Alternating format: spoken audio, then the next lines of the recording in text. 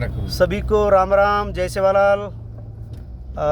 भारत के बंजारा और सभी तत्सम जनजातियों के लिए आगामी काल में हम लोग गहुली से दिल्ली टांडा लदिनी का एक प्रोग्राम लॉन्च कर रहे हैं, जो महाराष्ट्र से होकर एमपी, राजस्थान, गुजरात, यूपी से दिल्ली जाएगी। और इस कार्यक्रम की तैयारी अभी फ़िलहाल जोरों से शुरू है। और इस कार्यक्रम की तैयारी के दौरान हमारी मुलाकात ex member of parliament Haribhau Rathod ji, ex MLC Maharashtra के हैं, उनके साथ हुई। और हम जैसे कि गहुली से दिल्ली जा रहे हैं, उसी हिसाब से जैसे उनके साथ हमारा अभी मतलब परिचय हुआ, तो हम लोग अभी गहुली से निकले हैं मुंबई के लिए। और साथ ही साथ उनका भी एक्सपीरियंस जो रहा है समाज के बारे में, और वो समाज के लिए जो कार्य कर रहे हैं, तो वो जानकारी हम लोग कुछ सवाल के द्वारा उनसे पूछेंगे। और हम लोग उनका भी जो मतलब लदिनी है वो कुछ सवाल के द्वारा पूछेंगे, और हम लोग उनकी यात्रा में भी हम लोग सम्मिलित होंगे।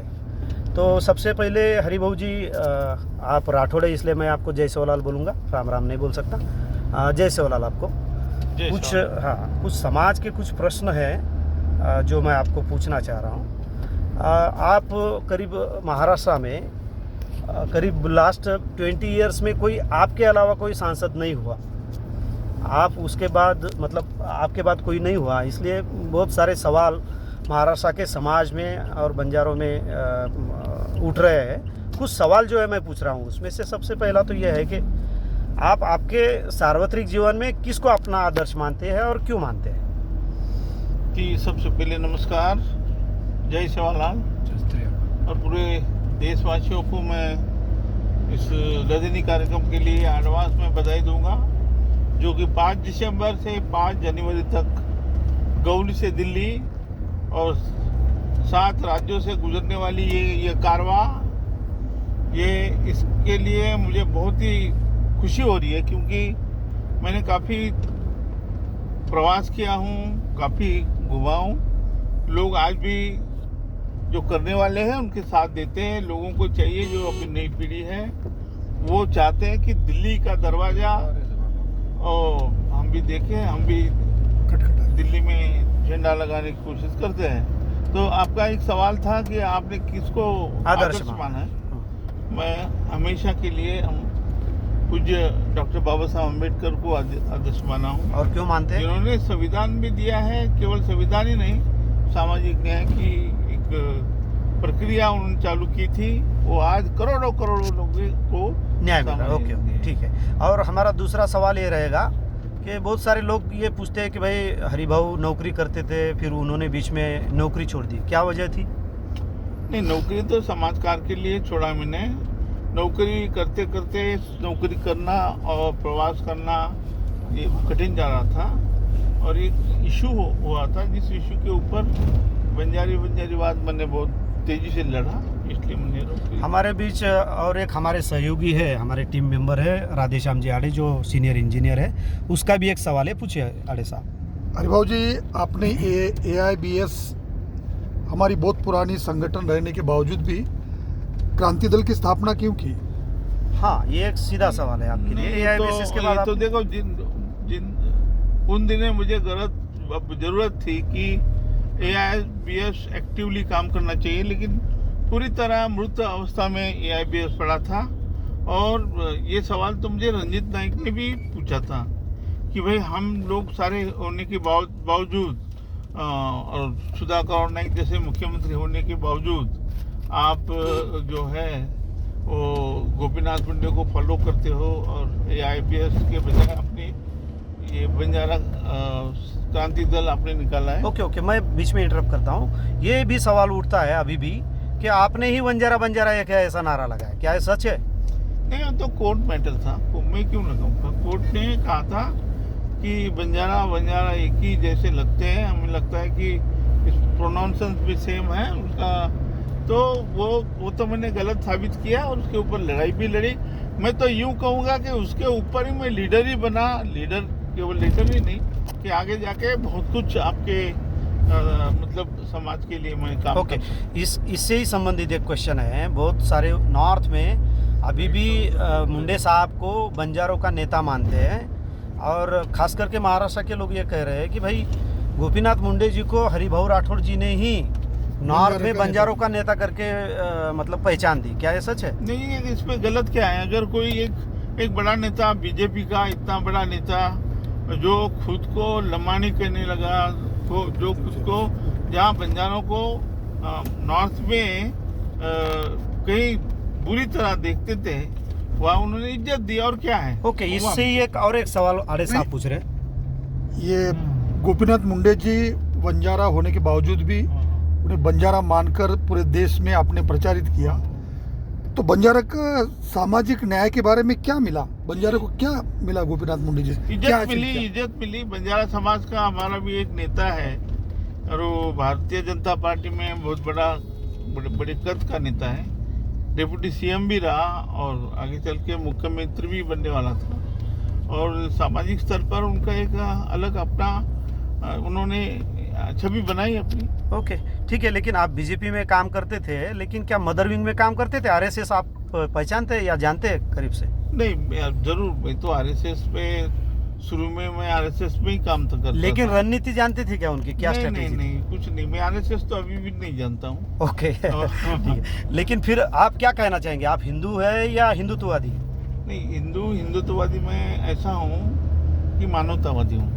ओके, बढ़िया, ठीक है। लेकिन जब आप 2004 में सांसद बने, ये टिकट क्या आपने खुद मांगा था या मिलाया था, या आपको कोई किसी ने दिया था? मतलब नहीं, मैंने समझाया था कि मैं ये टिकट जीत सकता हूँ, क्योंकि मेरा एक काम था, मेरा विश्वास था, समाज के ऊपर विश्वास था। आज भी मेरे समाज के ऊपर बहुत बड़ा विश्वास है। मुझे लगता है कि अभी जो 20 साल बाद आप बोल रहे हो, तो जरूर मैं 20 साल बाद 24 में और एक बार सांसद बनूं। बढ़िया। लेकिन 2004 से ही रिलेटेड एक क्वेश्चन है, जो हमारे एक सहयोगी है, वरिष्ठ पत्रकार भी है, रिपोर्टर हमारे दोस्त सुधीर राठौड़ है, जो एक सवाल पूछ रहे। पूछिए सुधीर। 2004 दिग्रस की सभा सोनिया जी के नेतृत्व में हुई और आप भाजपा से चुन के आए, इसकी वजह क्या है? हाँ, ये यूं को समझो, ये मेरा करिश्मा ही था। हालांकि सभा बहुत बड़ी हुई, 4-5 लाख लोग आए थे उसमें। हालांकि कांग्रेस के सीएम भी थे उसमें, और सोनिया जी भी थी, लेकिन उसी टाइम उसी सभा में मैंने डट के विरोध किया था, और मैंने बड़े खूबी के साथ ये सभा कैश कर ली थी। ओके, हरिभाऊ जी, इसका वजह आपकी संगठन है बंजारा क्रांति दल, या फिर क्या है इसकी वजह? तो है ही, लेकिन लोगों का प्रेम है। मैंने वो कमाया, इज्जत कमाई है समाज में, मुझे रिस्पेक्ट मिलता है, एक मेरा नॉलेज समझो, और कोई बुरी बात मैंने की नहीं, समाज को गुमराह नहीं किया, समाज से कभी पैसा नहीं खाया, समाज की कौड़ी का मैं ये नहीं हूँ, लेकिन मैंने जहाँ तक है, मैंने समाज के लिए बहुत कुछ किया। ओके, 2004 के इलेक्शन के बारे में और एक सवाल उठ रहा है। ये पत्रकार जो है वो और एक सवाल पूछना चाह रहे हैं। बोलिए। वो कांग्रेस की जो मीटिंग थी उसके ऊपर आप सांसद बने तब आपके सहयोगी संजय राठौड़ जी भी विधायक बने, क्या यह सेना भाजपा की कमाई थी या आपकी मेहनत? यस। नहीं, ये तो देखो, उन दिन तो ऐसा था, उन दिनों अपने समाज तो है, बंजारा समाज जो है ना, कांग्रेस जो बीजेपी को और सेना को मतलब कभी भी वोट नहीं करते थे।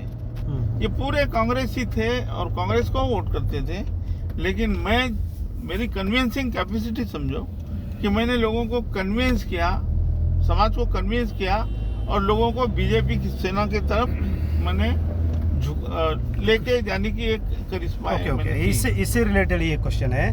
अब तक जो है बंजारा जो कांग्रेस के साथ था, मतलब ये कांग्रेस के साथ रहने वाला समाज भाजपा की ओर आकर्षित हुआ, ऐसा आप कह रहे हैं? बिल्कुल।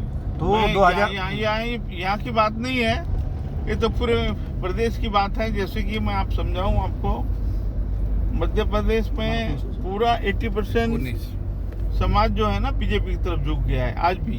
ओके। कर्नाटक में भी मैंने 8-9 एमएलए चुनाव जिताए थे, उनको टिकट भी दिलाया था। आज एक मंत्री भी बना था, आपको भी पता है, कि जो दोबारा वहाँ मंत्री रहा।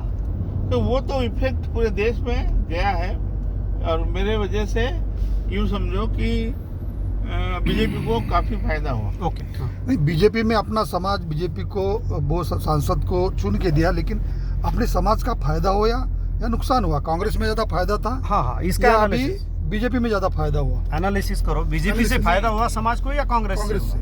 देखो अपन जानते हैं सारे कि शुरू से ही कांग्रेस से ही जो विचारधारा है वो बैकवर्ड के लिए डेफिनेटली अच्छी है और उन्होंने जो है वो दिया, लेकिन बीच में जो इश्यूज पैदा किए वो कांग्रेस जैसा रिजर्वेशन एंड प्रमोशन रोकने का काम या क्रिमिनल को न हटाने का या ऐसे जो एसटी में लाने की जो बात थी वो उसके ऊपर ध्यान नहीं दिया गया। ऐसे काफ़ी कांग्रेस कर सकती थी ओके क्योंकि कांग्रेस को माँ बाप समझने वाला ये समाज है। इस समाज ने पूरे देश में कांग्रेस, जब तक ये समाज कांग्रेस के साथ था तब पूरे कांग्रेस का ही झंडा लहरा था। अब ये कांग्रेस से दूर जाने के बाद ये बीजेपी और अलग अलग जो पार्टी।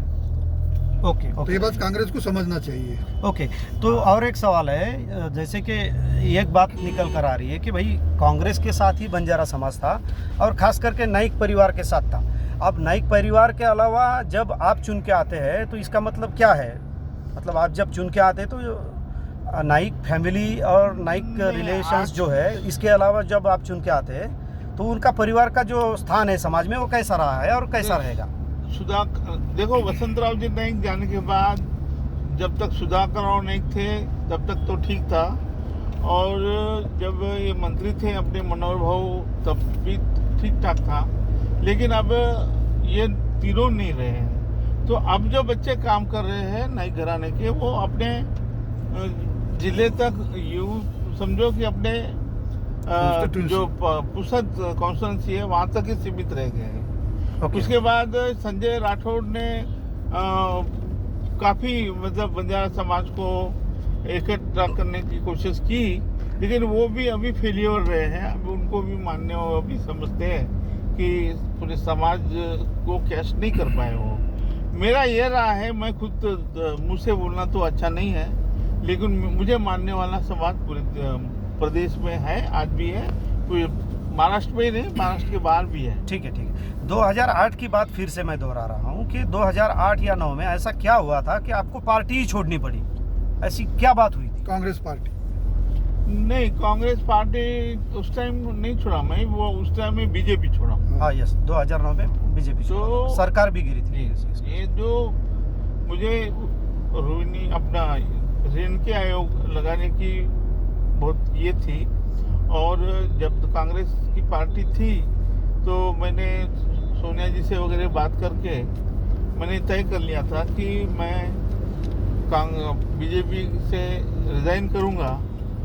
जैसे वो अभी नाना पटोले बाहर निकले, बस उसी स्टाइल से मैं बाहर निकलने वाला था और कांग्रेस ज्वाइन करने वाला था। उसी दौरान ये नो कॉन्फिडेंस मोशन जब आया तो उस दौरान मैं अब्सेंट रहा। तो आपने कोई इसलिए विकल्प दिया था बीजेपी को? बीजेपी का तो ऐसा था ना कि बीजेपी पार्टी ये धीरे धीरे हमें एक हुकुमशाही की तरफ ले जा रही थी, ये हमारे ध्यान में आया। इसलिए काफ़ी लोग आज भी मेरे जैसे लोग बीजेपी को मानने के लिए तैयार नहीं। ओके लेकिन आपने सरकार गिराई, खास करके बीजेपी की अटल जी की सरकार गिराई, ये आपके ऊपर तब से आरोप लगे हुए हैं जो अब तक क्लियर नहीं हुए, इसके बारे में क्या कहेंगे? नहीं, वो तो वैसे ही गिरने वाली थी सरकार, में क्या गिराऊंगा। लेकिन उस टाइम जो बीजेपी ने स्टैंड लिया था वो गलती था, इसलिए पूरे देश में इसकी प्रशंसा ही हुई है। तो बुरा नहीं लगा जिसको। क्या आपने जब बीजेपी छोड़ा और फिर बाद में कांग्रेस में आने के बाद जब मेंबर ऑफ पार्लियामेंट की इलेक्शन आप लड़ रहे थे तो उस पर आप हार गए, क्या वो ग्राउंड जो था वो होम ग्राउंड सेना बीजेपी का था इसलिए आप कांग्रेस से हार गए? नहीं, ये ऐसा कुछ नहीं था, वो तो कांग्रेस का ही ग्राउंड था। लेकिन कांग्रेस जो है ना, कांग्रेस वालों को ही गिराती है, ये इनका इतिहास रहा है। ओके तो दूसरे किसी ने नहीं किया, कांग्रेस ने गिराया। और मैं जो रिजर्वेशन का मुद्दा उठा रहा था, जो हमारे यहाँ ट्राइबल ज़्यादा है, तो मेरा अगस्त पे प्रचार जो भावना गोली वाले ने इन्होंने प्रचार किया कि देखो हरिभाऊ राठौड़ आ जाएंगे तो आपका पूरा रिजर्वेशन शेड्यूल ट्राइब का वो अपने समाज को दे देंगे। ये ऐसा गलत प्रचार होने के वजह से, और कांग्रेस वाले मराठा लोग जो है, कुणबी लोग हैं, वो कभी वोट नहीं करते अपने लोगों को। वो उसी तरह यही कारण रहा, दो कारण रहे। ओके, एक और भी एक दिखता है कि कोई भी सांसद या विधायक जो भी होता है, एक अपना मतदार संघ चुन के रहते हैं और उसमें वो काम करते हैं। आपने कोई मतदार संघ ऐसा क्यों नहीं चुना जहाँ पर आप कंटिन्यू काम करें और फिर से मतलब वहाँ से कंटेस्ट करें? नहीं, मुझे कभी नहीं लगा कि ये मतदार संघ मेरा है। मुझे ये लगता है कि 288 मतदार संघ ही मेरी है, 48 जो लोकसभा है। अच्छा, तो हमेशा मैं ये समझ के ही काम करते रहता हूँ कि मुझे कहीं भी चुनाव लड़ना पड़े तो मैं तैयार रहता हूँ। हाँ, तो इससे ही रिलेटेड और एक बात है, आप जब 2014 में महाराष्ट्र में आते हैं तो दिल्ली से मुंबई आना, इसका मतलब क्या एमएलसी डायरेक्ट आप एमपी थे, एमपी से फिर एमएलसी बन गए, क्या ये डिमोशन कहा जाए या और कुछ? नहीं, डिमोशन तो कह नहीं सकते, लेकिन ये सोनिया जी का प्रेम था मेरे ऊपर बहुत ही, कि जो मैंने लोकसभा हारा तो उनको बहुत बुरा लगा कि एक बंजारा समाज से काम करने वाला नेता अभी नहीं चुनाव जीता, तो उन्होंने प्रॉपरली मुझे दिया। तो जो उस टाइम जो संजय अपने से पिताजी राठौड़ साहब औरंगाबाद वाले, उनका क्लेम था, लेकिन हुआ है कि वो भी उनका भी उतनी एक्टिव नहीं रहे थे, इसलिए उनको लगा कि मुझे टिकट दिया और मैं चुन किया। ओके, इससे रिलेटेड है और एक बात पूछने के लिए हमारे बीच हमारे एक सहयोगी है नंदू पवार, जो बंजारा बहुजन क्रांति दल के प्रदेश अध्यक्ष है, उसका भी एक सवाल है, वो पूछ रहे हैं आपको। नमस्ते आदरणीय हरिभाऊ राठौड़ साहब, जय शिवालाल। जय शिवालाल। कांग्रेस के वरिष्ठ नेता जो उस टाइम विधायक थे, कांग्रेस के वरिष्ठ नेता धोंडीराम राठौड़ साहब के अलावा आपको विधायक बनाना, क्या ये कांग्रेस की रणनीति थी या और कुछ था? क्या आपका खुद का मनसुख था? हाँ, ये एक सवाल है। तो मैंने पहले ही बता दिया कि जो कांग्रेस को की जरूरत थी कि बंजारा का कोई नेता उभर कर आना चाहिए, और उस टाइम तो बंजारा का पूरे देश में जिनका नाम था एज ए लीडर बंजारों को, तो मेरा इसके अलावा तो कोई नहीं था वो उस टाइम, इसलिए कांग्रेस ने मुझे वो। हाँ, और एक क्वेश्चन हमारे सुधीर राठौड़ जी जो पूछ रहे हैं। हाँ, तो मुझे लगता है ये एमएलसी से रिलेटेड क्वेश्चन है जो 2019 में हुआ था। अरे भाऊ जी, कांग्रेस के वरिष्ठ नेता धोंडीराम राठौड़ के अलावा 2019 को आपने शिवसेना को सपोर्ट किया, बदले में उद्धव ठाकरे जी ने आपको एमएलसी देने का वचन दिया था, बात क्यों बिगड़ी? हाँ, ये ये एक बात सवाल। क्या हो तो क्या मालूम है कि सीएम बनने के बाद जनरली क्या मालूम क्या हुआ क्यों हुआ, वो तो मुझे क्या, उनके अपने खुद को एमएलए को भूल गए, उनके खुद के मंत्री को भूल गए, और उसका जो नतीजा हुआ, जो परिणाम जो हुआ, एकनाथ शिंदे जी ने एक अपना गुट बना के अलग, तो शायद ये उनकी भूल थी या गलती थी या क्यों ऐसा किया मालूम नहीं है, मुझे भी आश्वासित किया था। बड़ी बात, लेकिन वो चलो, कॉन्फिडेंशियल ही रहा, अब तक निकली नहीं बात। हाँ, इससे रिलेटेड। और क्या फिर आपने इसलिए आप ज्वाइन की हरिभाऊ जी? आम आदमी नहीं, इसीलिए आप- ज्वाइन किया नहीं, आपने? नहीं, ऐसा नहीं है। तो मैं अभी भी क्या है, एक समझते रहता हूँ कि ये अपने समाज को टिकट मिलती नहीं है, बराबर। उन दिनों मुझे लगा कि आम आदमी पार्टी एक नई पार्टी है और अपना समाज काफ़ी बड़ा है, तो एक 20-30 टिकट मिल जाएगी तो काफ़ी लोगों को हम लड़ा के हाँ, आगे लेकिन ला सकते एक बात है कि आप ज्वाइन की, आप परिचित भी हो रहे थे, इसी बीच आपने बीआरएस चुन लिया, फिर वो अब लोग वहाँ कंफ्यूजन भी में यही हैं। हुआ कि जो आम आदमी पार्टी थी, आज भी, उनको शायद मुझे लगा कि इनको कोई सीरियसली कोई प्रदेश में लड़ना नहीं है। उन्होंने बाई इलेक्शन में एक टिकट हमने दिया था पूना में, उन्होंने वापस ले लिया। वहाँ मुझे शौक बैठा, ऐसे वापस ले लेंगे तो ये कोई राजनीतिक पार्टी का लक्षण नहीं है, इसलिए मैं छोड़ा। ओके, समाज की समस्या पर आप हमेशा है ना संसद में या विधानमंडल में आवाज़ उठाते थे, लेकिन आप सही में बता दीजिए हम सभी लोगों को, क्योंकि हम भी स्ट्रगल कर रहे हैं सोशल जस्टिस के लिए, विधानमंडल सही है या संसद सही है हम लोगों को जो जस्टिस देगा? नहीं, अगर देखा जाए तो लोकसभा ये लोकसभा ही है जहाँ कानून बनते हैं और जहाँ पूरे देश में आप पूरे देशवासियों को न्याय दे सकते हो। लिमिटेशन है महाराष्ट्र में, अगर विधानमंडल में जाओगे तो महाराष्ट्र का लिमिटेशन है, लेकिन वो अनलिमिटेड है पूरे देश का। केवल बंजारा की बात नहीं है, जो दबे कुचले हैं, शेड्यूल कास्ट है, शेड्यूल ट्राइब है, सबको न्याय हम देते हैं। ओके, लेकिन एक बात है, आप हमेशा सोशल इश्यूज को लेकर आप बोलते रहते हैं, लेकिन अभी तक नॉन क्रिमिलेयर और रिजर्वेशन इन प्रमोशन, ये अभी भी बहुत सारे लोगों को कंफ्यूजन है।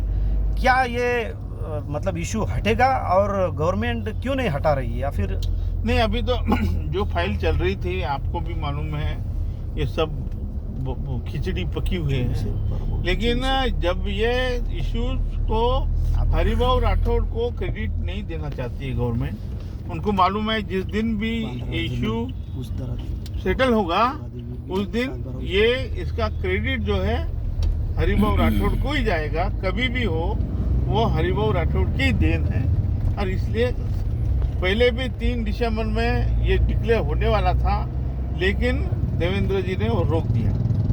ओके, और एक रिलेटेड क्वेश्चन है जो हमारे पवार पूछ रहे हैं, पूछिए पवार जी। हरिभाऊ राठौड़ जी नमस्ते, जय शिवालाल। पोहरागढ़, पाल एवं बांद्रा जैसे देवस्थान की जमीन को आपने न्याय देने की बहुत कुछ कोशिश की और न्याय भी दिलाया आपने। जो आज बांद्रा में जो जमीन का जो मसला था वो आपकी वजह से समाज को मिला है। मुझे लगता है पुणे में भी आपने जमीन दिलवाई थी तो ऐसे। बहुत जगह है ऐसे, मथुरा में भी आपने बहुत बड़ा बंजारा टीला आश्रम जो है आपकी वजह से मिला है। ऐसे बहुत सारे देवस्थान है बंजारा समाज के जो आपकी वजह से आज मिला है।